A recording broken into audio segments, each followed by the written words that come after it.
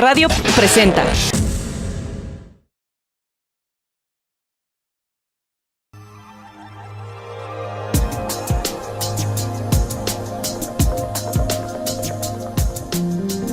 El Plan Institucional de Investigación de la UVM representa un importante escalón para reforzar la incorporación de la investigación como un eje estratégico de la universidad.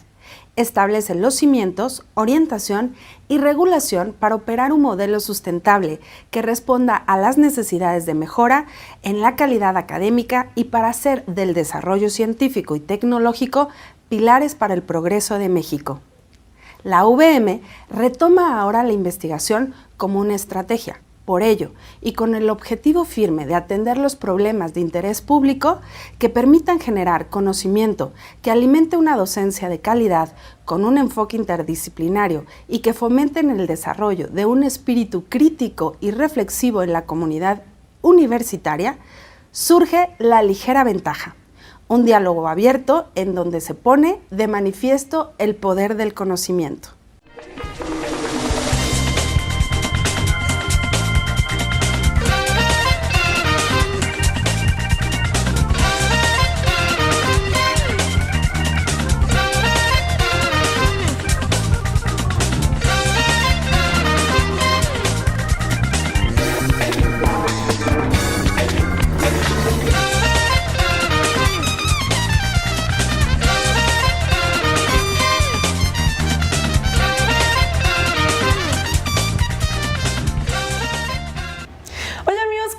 Bienvenidos a su programa La Ligera Ventaja. Yo soy Mafer García y es un gusto poder estar con ustedes. Les comento que estamos transmitiendo desde la Universidad del Valle de México, Campus Querétaro, en las instalaciones del Centro de Comunicación.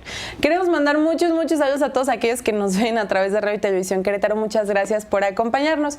Les recuerdo y les comento que La Ligera Ventaja es un programa único en donde vemos y conocemos de la investigación desde un punto de vista totalmente diferente al que estamos acostumbrados. ¿Y qué creen? Les tengo una gran sorpresa porque el día de hoy tenemos un invitado de lujo. Nos acompaña el doctor Héctor Gutiérrez, coordinador de la maestría en Ciencias Sociales en la UAC.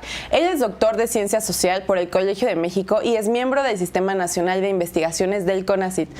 Doctor Héctor, muchas gracias por estar con nosotros. ¿Cómo estás? Muy bien, muchas gracias por invitarme. No, muchas gracias a ti por aceptarnos esta invitación. Qué gusto tenerte aquí. Claro.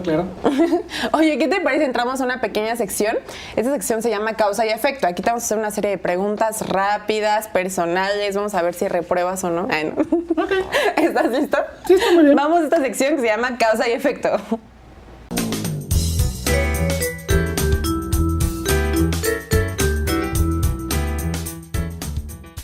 Ahora sí, amigos, ya entramos a esta sección que se llama Causa y Efecto. ¿Estás listo para tus preguntas? Listo.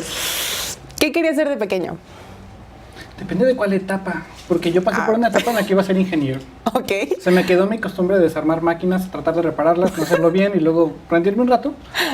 Pero yo iba a ser, se supone, ingeniero. Ok. Después sí me empezó a llamar la atención un ambiente intelectual. Obviamente en la primaria y secundaria no tienen como una idea muy clara de qué es, cómo funciona. De qué es lo que desea. Ajá. Pero sí tenía como la idea de tratar como de generar algún tipo de conocimiento, pero no tenía como muy claro qué. ¿Cómo qué tipo? O sea, primero fue la parte del ingeniero, como en kinder, primero de primaria, segundo de primaria. Y ya luego primaria y secundaria fue esta parte ya intelectual. Se traslapan un poco, pero en general sí, y todavía en la secundaria, por ejemplo, en la secundaria yo era muy fan de los carros, entonces ahí andaba. Ahorita, luego me pasan cosas. Entonces, por ejemplo, en su momento andaba mucho con lo de los carros, luego después me gustaron los aviones y me metí a aprender un montón de aviones. Okay. Ahora estoy enamorado de los tanques por alguna razón extraña. Ok. Pero bueno, supongo que algo se me quedó de esa extraña vocación de ingeniería. Algo se combinó por ahí, yo creo. ¿Qué país te gustaría visitar? Yo soy muy francófilo, supongo. Ok. Pero no sé si me conviene más Francia como amor platónico o como de verdad ir a verlo. Es que todo país que está vivo y efectivamente tiene problemas, entonces no sé si quiero dejarlo como una relación como a distancia, así muy idealizada. Toda la vida. Claro, o ir a ver qué hay, pero a ver si te puedes enamorar o no de él. O me desamoro, ese es el problema. Eso también es cierto. Claro. También puede pasar. ¿Y tu comida favorita? De eso sí debes estar enamorado. Como comida elaborada, Ahorita estoy emocionado por los mangos, ¿sirve? Ya van a empezar los mangos. Uy, son mi fruta extraña. favorita. El problema es que no hay, ya llevamos como que 6 meses sin mangos. Pues sí, no es la temporada de mangos, Pero ya viene, pero es muy rica. ya empezamos. ¿Cuál es tu título profesional? Soy doctor en Ciencia Social con mención en Sociología por el Colegio de México. Ese es el último. Ok, ¿y el También, primero? Soy licenciado en Sociología con especialidad en Sociopolítica por la Universidad de Guadalajara. ¿Y cómo es que te interesó la sociología? ¿Cómo es que entras a esto a la sociología? Como muchas otras personas que Ok. terminaron siendo sociólogas, yo de las primeras cosas que cayeron en mis manos fue el manifiesto del Partido Comunista. Ajá. No me logró hacer demasiado comunista, Pero pero me empezó a llamar mucho la atención los fenómenos sociales, sobre todo pensar cómo están ahí, funcionan o incluso dejan de funcionar, pero la gente no los nota. Son como estructuras que están trabajando, pero que están como debajo de lo que la gente suele pensar. Entonces me resultó muy interesante pensar cómo, por ejemplo, la sociedad podría cambiar Ajá. y la gente lo asumiría como normal. No habría problema. O sea, como que aparte de acostumbrarse a cierto Sí, cambio. es que lo social Sin notarlo. es muy curioso porque cuando funciona bien, la gente no lo nota.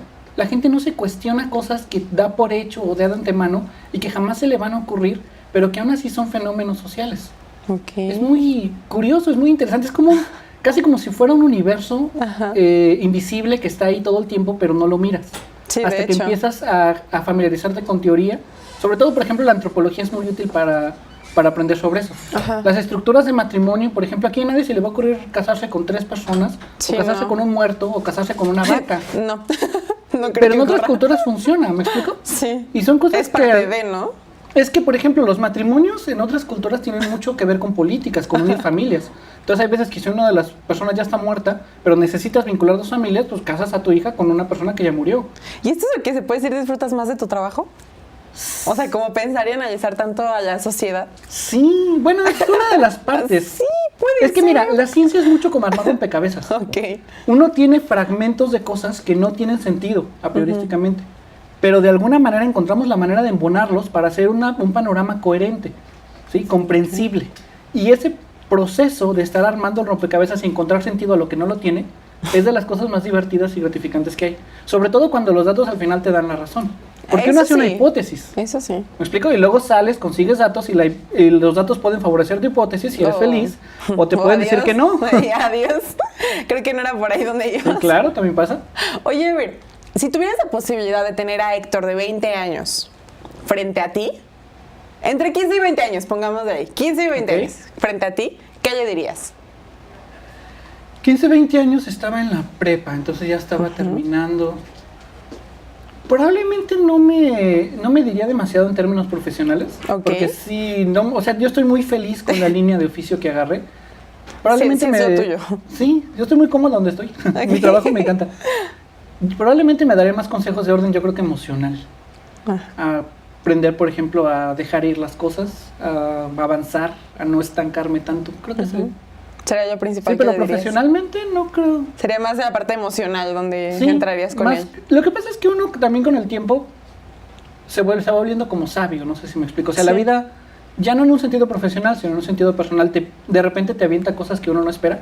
Entonces uno desarrolla nuevas capacidades para poder sobrevivir emocionalmente. Sí, Entonces claro. probablemente me daría más como de ese tipo de Consejos herramientas. así de, Sí, no, sí, no de- te vayas a tropezar con No te esto. aferres, tú déjalo ir, Tú fluye con la tranquilo, vida. tú Pero tranquilo. profesionalmente Va a así como de, pasar. bien hecho, ahí síguele. Vas bien, vas Tienes bien. puntos extra. No te arrepientes. Muy bien. Oye, ¿y por qué fue que empezaste en el área de investigación? ¿Por qué investigación? Investigación. Bueno, en mi área no hay tampoco como que demasiado. Quizás los sociólogos sí de repente trabajamos en hacer política pública. Entonces sí conozco, tengo muchos colegas que están trabajando, por ejemplo, en gobierno. Entonces trabajan en generar programas. Mi gusto por la investigación va mucho por una vocación que yo tengo de que a mí me mueve mucho la curiosidad. Y me gusta mucho me gusta mucho el trabajo como detectivesco de estar encontrando cosas. Además Ok. de que me divierte también mucho el domesticar mi propio cerebro, porque los investigadores tenemos que tener una mente muy, muy sólida, muy rígida, tenemos que encontrar Meticulosa también. exactamente qué implica cada cosa y no volarnos Sí. hacia ningún otro lado. Somos como muy sólidos en Y nuestro pensamiento. estructurales. Sí, tenemos que tener como muy claro qué implicaciones tiene lo que estamos encontrando para no rebasar las consecuencias de la evidencia empírica que podemos presentar. Wow. Y todo ese tipo de... Creo que eso fue ese gusto que tengo, es lo que más me movió propiamente a la investigación, no a otras áreas también de ciencia social. Ok. ¿Y tú a quién admirabas antes y hoy en día a quién admiras? Pueden estar muertos, ¿verdad? Sí, Perfecto. sí, no pasa nada. Mira, ahorita yo soy profundamente durkheimiano, entonces yo admiro mucho obviamente a Durkheim, que es el fundador de la escuela francesa, sociológica, después se dio mucha antropología. También soy muy fan de de los hijos de Durkheim, me encanta Hertz, me encanta Lévi-Strauss, me encanta Marcel Mauss. Marcel Mauss es uno de mis autores favoritos. A Durkheim yo lo estoy siguiendo básicamente desde la licenciatura, lo cual fue para mí hace como 8, 9 años tal vez, entonces es como desde bastante tiempo. Entonces sí, yo creo que no he cambiado mucho.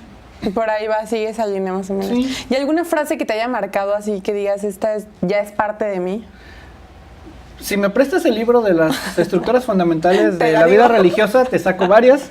Una, por ejemplo, de las que más me llaman la atención es cuando Durkheim dice que lo social no se limita a presionarnos desde afuera, sino que también se mete en las personas y nos hace sentir más fuertes. Él daba el ejemplo, por ejemplo, de los indígenas cuando están en paz con su tótem, cuando ponen su tótem, por ejemplo, en su escudo, se sienten más fuertes. Sí.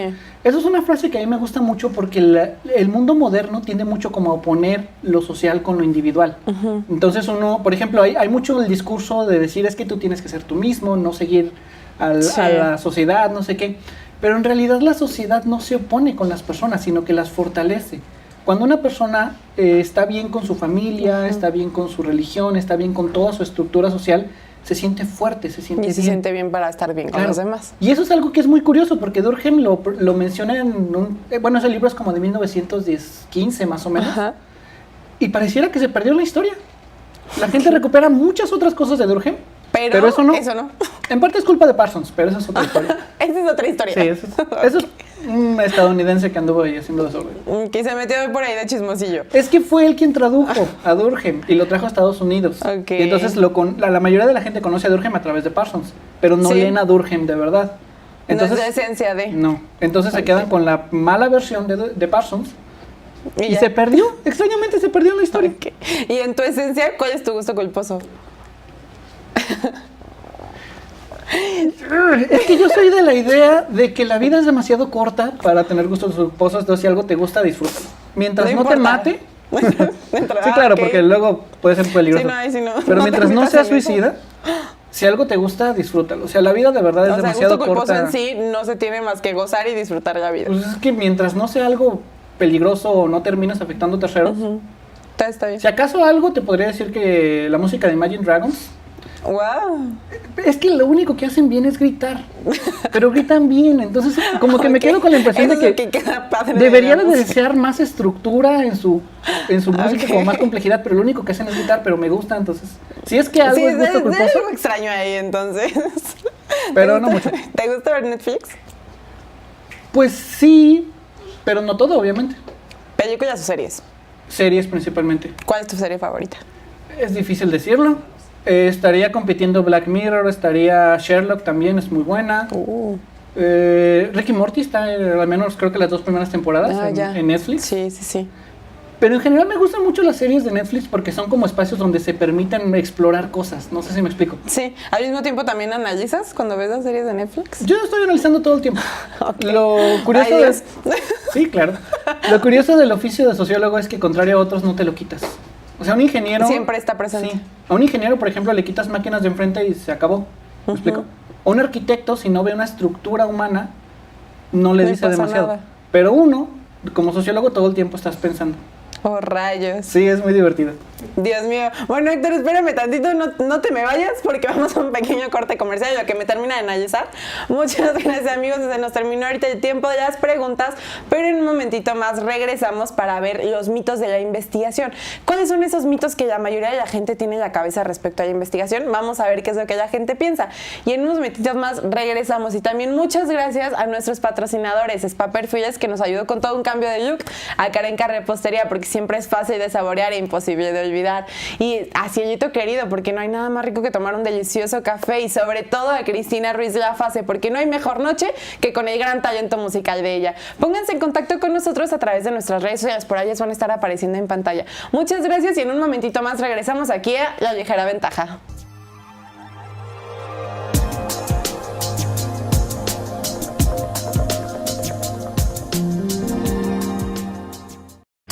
Bienvenido al mundo de la ingeniería, donde las personas que sobresalen cambian al mundo, donde intentarlo hasta conseguirlo es parte del proceso, y donde el proceso es tan importante como el resultado. Tú escogiste un camino de cambios, donde la satisfacción no está solo en conocer la historia, está en diseñarla, planearla, construirla y volverla a escribir. En UVM, parte de Laureate International Universities, entendemos tu pasión y la compartimos. Por eso, te preparamos con la infraestructura más avanzada para la práctica en ambientes simulados, tecnologías de la información y escenarios reales, así como certificaciones de empresas líderes en la industria que te colocan más cerca del progreso. Sabemos que tú harás cosas que trascenderán, que cambiarán al mundo. Bienvenido, bienvenido al mundo de la ingeniería. UVM, tu preparación, nuestra pasión.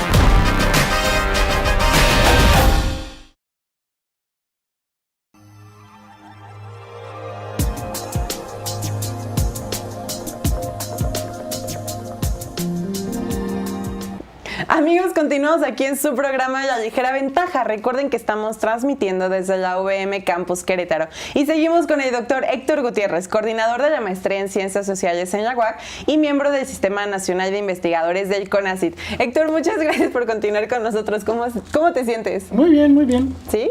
Muy bien. Todo tranquilo, todo relajado. Listo para lo que siga. Muy bien. Bueno, ahorita vamos a entrar a una sección que se llama Cuentos Chinos. Aquí vamos a ver lo que la gente normalmente llega a pensar y tiene mitos de la investigación. ¿Te late? Sí, está muy bien. Pues vamos a entrar a esta sección que se llama Cuentos Chinos.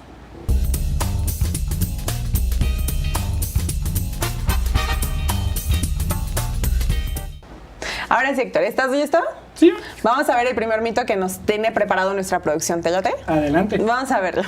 ¿Qué de cierto hay que los investigadores les pagan a las revistas para que publiquen sus artículos? ¿Qué de cierto en esto? Pues es cierto, Sí, pero a parece. veces. A veces. Sí, No siempre. y no sé si está claro a lo que se refieren con eso. A ver. Mira, Cuéntanos. sí, bueno, hay unas revistas que se le Ajá. conoce como revistas predadoras, donde sí literalmente mandas un artículo, pagas y te publican. Ajá. Que por cierto, por ejemplo, para el SNI eso es suicida, porque si te cachan con una revista de ese tipo, básicamente te quitan el SNI automático. Wow. Sí hay ciertos negocios, por ejemplo, hay revistas de la India, de Laos, de países extraños, Ajá. donde sí literalmente nada más se paga, se publica y ya. Ajá. Da tanta mala fama que incluso algunos investigadores han troleado las revistas, donde... ¿Cómo que? Sí, en serio. Por ejemplo, hay una historia muy divertida donde un investigador, cansado de que le mandaran estas revistas Ajá. predadoras invitaciones para publicar, mandó un artículo con la estructura y los cuadros y todo, pero lo único que decía es, por favor, quítenme de su lista de correos. Una y otra O sea, y otra vez. todo el Eso estaba en tiempo. texto. Y la revista dijo que se lo aceptaba. Rayos. Ahora, fuera Wow. de esas prácticas como muy extremas y Ajá. demasiado irregulares, la mecánica regular es que uno manda un artículo a una revista, la revista quita tu nombre, lo manda a 2 revisores. Ok. Si los 2 revisores dicen, bueno, tú no sabes quiénes son los revisores y los revisores no No saben sabes quién quién escribió el eres. artículo. Ok. Si los 2 revisores dicen que está bien, el artículo se publica. Ok. Si uno dice que sí, uno que no, se busca un tercero, que sería quien decide. Si los 2 dicen que no, el artículo se rechaza. Adiós. El criterio, en toda revista decente, el criterio con el cual se elige si un artículo se publica o no, es la evaluación de 2 pares ciegos. Ok. Lo cual en el fondo, si te fijas, es el espíritu de la ciencia, porque se Sí. trata de que no importa Que no- quién esté hablando. Sino lo que contenga. Si tu información está bien fundamentada, está lógicamente discutida y tiene una conclusión relevante, pasa. No importa quién lo haya escrito.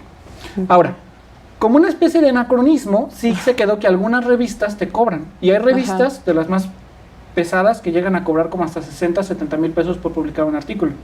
Ok. Te digo que es una especie de anacronismo porque antes la revista sí tenía que físicamente mandar, andar buscando los editores, imprimir todo el montón de paquetes, enviar las revistas a todas las universidades. Y hoy en día, A estas alturas del partido, ya con el internet, Cero. por ejemplo, es una de las cosas que pareciera que viene decreciendo. Ajá. Porque luego también se volvió como una especie de vicio dentro de la Ok. misma investigación, porque la revista le cobra al investigador por publicar, pero luego también quiere cobrar por mostrar el artículo. Y al final de cuentas, los artículos son trabajo nuestro. sí, claro. Y la mayoría de las veces pagada por el mismo gobierno, es decir, por la sociedad. Entonces ya no es como muy bien visto esta práctica, pero sí, o sea, insisto, no es que por pagar te publiquen, pero en algunas revistas, sobre todo en áreas de medicina y de ciencias duras, o sea, ingenierías, sí se paga para que publiquen. En ciencias Ok. sociales, afortunadamente, no pasa. Todas las revistas mexicanas donde yo he publicado, y de hecho todas las que yo conozco en México, no hay dinero en ningún momento. Ok. Uno manda su artículo, se quita el nombre, se manda a 2 anónimos, se revisa, ya. se decide y sobre eso se publica o no. Ok, pues está muy interesante porque la verdad eso yo no tenía ni idea. Es una larga historia. Sí, ¿te parece? Vamos a ver el siguiente mito. Sí, adelante. Vamos a verlo. La investigación social es menos valiosa que las ciencias exactas. ¿Qué opinas? No, ¿Falso? sí. ¿Por Mira, qué? el asunto de valorar una investigación es que depende de qué te guste. Entonces, Ajá. para algunas personas efectivamente va a ser así. Pero, por ejemplo, la investigación en ciencias sociales te puede decir si un programa del gobierno en el cual se están metiendo varios millones de pesos está funcionando o no. Cosas tan sencillas como, por ejemplo, cualquier problemática social que muchos feminicidios, o a las mujeres Sí. les pegan y no están denunciando, o las mujeres tienen demasiados hijos. ¿Qué es lo que más está Vas a destinar escuchando? como gobierno varios miles o millones de pesos para tratar de paliar un problema. Sí. ¿Cómo vas a saber si está funcionando o no? La ciencia social. ¿Me explico? Sí, Y claro. no son problemas Sí, porque menores. al final de cabo es la Para sociedad nada en son lo que vas a problemas invertir. menores. Entonces ese tipo de investigación es crucial para cualquier cosa Es que más trates de necesaria. hacer. Hasta cierto punto tú crees que es más necesaria que la estadística. No, trabajan a la par. Lo que pasa es que es tan necesario, por ejemplo, encontrar un tratamiento para el cáncer que no te mate en el proceso, cosa para hay montones de biólogos trabajando, como saber, por ejemplo, si el sistema educativo nacional que no nos está dando los resultados que queremos, ¿por qué? Porque tiene una estructura organizacionalmente mala, porque le falta dinero, ¿sí? Ambos son problemas cruciales, Ok. ambos atacados por cada una de las disciplinas. Diferentes. Ok, mito falso. Vamos a ver el siguiente. Sí, claro. Vamos a ver. ¿Hacer una tesis es una pérdida de tiempo? Wow, esto es fuerte. Pero depende, ¿Tú qué crees? depende ¿De qué? de la vocación de las personas. Lo que pasa es que la ciencia es un oficio muy bonito, pero no está hecho para todos. Ok. Entonces, si por ejemplo uno tiene una vocación más, si uno quiere por ejemplo ser un arquitecto y quiere construir cosas, la investigación no es lo propio. Entonces, si uno forza a una persona a hacer una tesis, entonces sí no va a funcionar. Pero, por ejemplo, si muchas de las licenciaturas o ingenierías que te piden para titularte una tesis, Es que si de verdad el estudiante no tiene la vocación para hacer investigación, sí va a ser una tortura para todos. o sea, sí sufre y... Para el director, para el se le queman las estudiante, para todos. pestañas Claro. y todo. Y va a ser un proceso muy frustrante y del cual no va a terminar sacando nada. O sea, va a ser algo que va a ser básicamente Por para cumplir. salir. Y ya. Claro. Sin embargo, para todos los que tienen alguna vocación de investigación, independientemente del área, la tesis es muy importante porque es la primera vez que los estudiantes intentan algo. Ok. Y de hecho es curioso porque el arco completo de la investigación de la tesis, desde que arranca hasta que termina, el estudiante ya es una persona distinta. Al punto de que cuando termina una tesis, el estudiante muchas veces vuelve a leer lo que regresa. escribió originalmente y ya lo supera. ¿Me explico? Ok. Entonces es un proceso completo en el cual el alumno crece, porque es su primera, generalmente, su primer acercamiento, su primer intento de hacer una investigación. Entonces, Wow. si se va a encaminar para Es allá, como la parte más profunda, porque hasta cierto punto se puede encontrar también a él dentro del mismo trabajo. pues sí, pero es que esto es un oficio muy artesanal. ¿Me Ajá. explico? Es básicamente como hacer alfarería. Haces tu Ok. primer barrito, tu primer tacita y sale horrible, pero aprendiste mucho. Sí. ¿Me explico? Entonces la tesis es el primer producto de un estudiante. Entonces, si se va a dedicar a esto, es crucial que haga tesis. Se siente incluso mucho en los posgrados, porque cuando alguien está en maestría o doctorado y no hizo tesis de licenciatura, se nota las deficiencias que trae. Entonces, sí es muy válida, pero... Para quien se vaya a dedicar a esto, claro. Ok, pues vamos a ver entonces el siguiente mito. Adelante. Vamos a ver. ¿Los ingenieros son más inteligentes porque usan más matemáticas que los sociales? ¡Auch! ¿Eso qué opinas? Mira, ahí hay dos afirmaciones y ninguna de las dos me convence. La primera es relacionar mucho el asunto de la inteligencia con las matemáticas. Aún excluyendo el asunto de que la inteligencia no es una cosa única, en el sentido de que hay muchas inteligencias. Hay personas que tienen mucha capacidad para pensar, por ejemplo, muy en abstracto. ¿Sí? Hay personas que, por ejemplo, tienen capacidad para resolver problemas mucho más inmediatos. ¿Me explico? Entonces, hay el análisis del concepto de inteligencia es muy complicado. Pero bueno, primero, estás relacionando demasiado directamente el asunto de matemáticas con inteligencia. ¿Qué pasa, por ejemplo, con los compositores? Con los músicos, los artistas, todo eso. ¿Hasta los cantautores? ¿Los cantautores? Por ejemplo, nunca vas a usar matemáticas. No, pero y no por eso vamos a asumir creatividad e inteligencia. Claro. Bueno, aparte vemos de que hay diferentes tipos de inteligencia, ¿sí? ¿No? Entonces, encajonar demasiado a la inteligencia con las matemáticas no es una buena idea. O sea, no va por ahí la opción. No, primero. Segundo, y esta es una advertencia importante para todos los que quieran dedicarse a la ciencia social, no es posible ser científico social sin saber matemáticas. Tenemos muchas matemáticas, son matemáticas bastante complejas, y de hecho, por ejemplo, es muy curioso porque las compartimos con los biólogos. Los biólogos y los sociólogos tenemos casi las mismas herramientas de matemáticas. ¿En serio? Sí. Ah, esa no me la sabía. ¿Cómo está eso? A ver, cuéntame. Mira, quizá la única... Realmente es muy difícil de explicar porque la ciencia ha caminado por muchos lugares. Pero en biología, por ejemplo, una de las cosas que se tiene es que lo que se mide con mucho ruido. ¿Sí? Entonces, por ejemplo, conceptos como qué tan bien nutrida está una persona es un concepto bastante complicado de medir, casi tanto como cuando un sociólogo te mide cosas como qué tan nacionalista es una persona o qué tanto está pegada a un partido. Entonces usamos mucho la cuestión de estadística y de probabilidad precisamente por estos ruidos que las dos ciencias tienen. Te digo que se vuelve complicado porque luego resulta que a veces los sociólogos tenemos capacidades predictivas más finas que los biólogos en ciertos temas y al revés. Y todavía más complicado porque la física, desde que se metió en cuestiones cuánticas, perdió su certeza. En el sentido de que la física clásica te permite predecir, por ejemplo, el movimiento de una partícula grande. Con grande quiero decir de 1 gramo, cualquier cosa para arriba, con muchísima precisión. Pero cuando te metes a partículas subatómicas, lo que tienes son probabilidades. No puedes trazar de manera muy precisa la trayectoria de algo. Entonces lo que haces es decir, probablemente termine por aquí. Igual que un sociólogo te dice, probablemente una niña de bajos recursos, que no tiene educación, terminará con tal tipo de destino. Que al final sería siendo parte de una hipótesis. Claro, pero todo eso se matematiza, ¿me explico? Y tenemos modelos de regresión bastante complicados que, pues, bueno, entonces si tienen la idea de que no hay matemáticas en ciencias sociales, pues no va por ahí.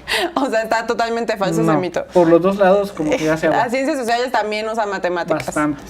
Amigos, mito totalmente falso.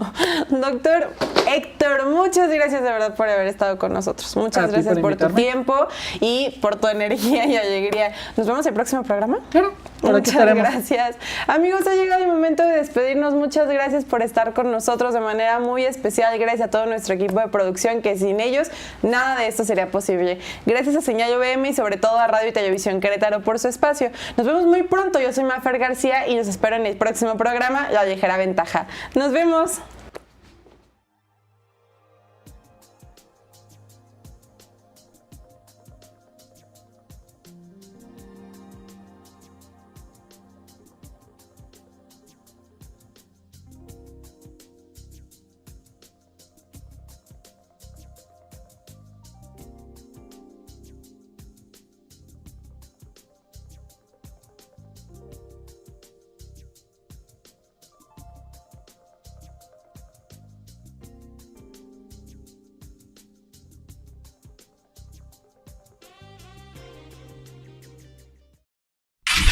Una producción de VM Radio.